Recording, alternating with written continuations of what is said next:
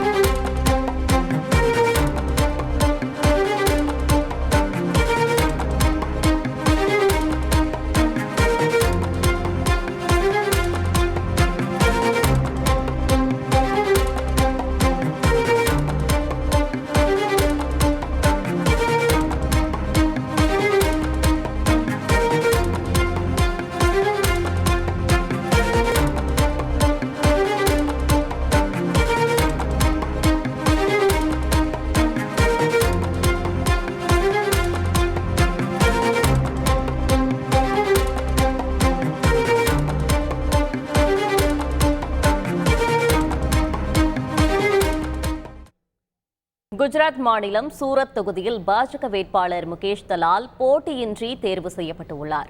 இது பற்றின கூடுதல் விவரங்களோடு செய்தியாளர் ரமேஷ் இணைகிறார். ரமேஷ், வணக்கம். கூடுதல் விவரங்களை பதிவு செய்யலாம். வணக்கம். மக்களவைக்கு 7 கட்டங்களாக தேர்தல் நடைபெற்று வருகின்றது. தேர்தல் முடிவுகள் என்னவோ ஜூன் 4ஆம் தேதி தான் வெளியாக இருக்கிறது. ஆனால் தேர்தல் முடிவுகள் அறிவிக்கப்படுவதற்கு முன்பாகவே தேர்தலில் முதல் வெற்றியை பாஜக பதிவு செய்துள்ளது. என்ன காரணம் என்றால், குஜராத் மாநிலம் சூரத் மக்களவை தொகுதியில் போட்டியிடக்கூடிய பாஜக வேட்பாளர் முகேஷ் தலால் போட்டியின்றி தேர்வு செய்யப்படக்கூடிய ஒரு சூழல் ஏற்பட்டிருக்கின்றது. அங்கு பாஜகவின் சார்பில் முகேஷ் தலால் என்பவர் போட்டியிடுவதற்காக ஏற்கனவே மனு தாக்கல் செய்திருந்தார். இன்று வேட்பு மனுக்களை திரும்ப பெறுவதற்கான கடைசி நாள். காங்கிரஸ் கட்சியின் சார்பில் வேட்பு மனு தாக்கல் செய்திருந்த வேட்பாளர் ஒருவரை ஆதரித்து வழிமொழிந்து 3 பேர் கையெழுத்திட்டிருந்தனர். ஆனால் திடீரென்று அவர்கள் மூவரும் நாங்கள் இந்த வேட்பு மனுவில் கையெழுத்திடவில்லை, இந்த கையெழுத்து போலியானது என்று நேற்று அவர்கள் தெரிவித்ததை தொடர்ந்து காங்கிரஸ் வேட்பாளரினுடைய வேட்பு மனுவை தேர்தல் அதிகாரி நிராகரித்தார். அதனைத் தொடர்ந்து மற்றொரு தேசிய கட்சியான பகுஜன் சமாஜ் கட்சியின் சார்பில் பியாரேலால் என்ற ஒரு வேட்பாளர் மட்டுமே நிறுத்தப்பட்டிருந்தார்.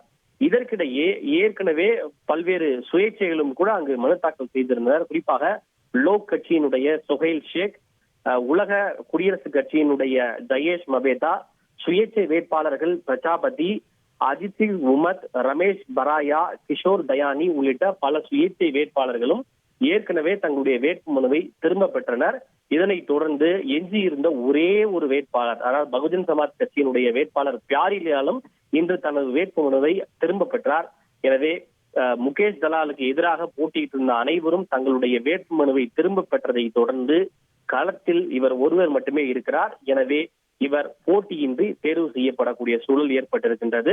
மக்களவை தேர்தலில் முதல் வெற்றியை பாஜக ருசி பார்த்துள்ளது. விவரங்களுக்கு நன்றி Ramesh. Satyabhama Institute of Science and Technology, Chennai.